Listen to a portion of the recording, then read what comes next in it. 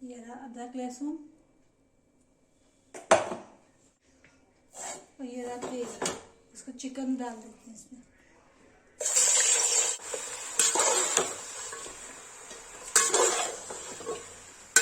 चलाते रहे।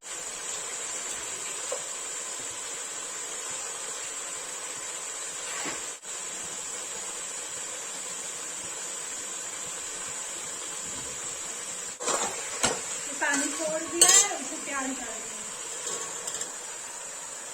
जल्दी डाल देंगे, इसको भूनेंगे।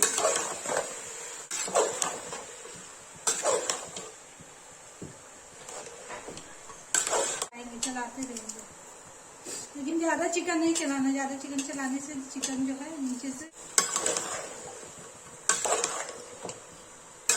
चिकन पानी छोड़ दिया है,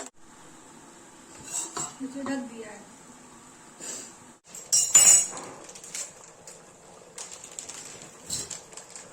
इसे चिकन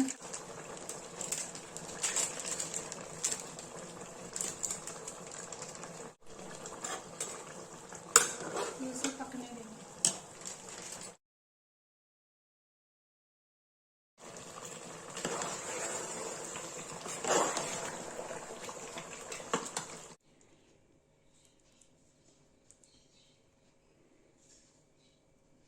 तैयार।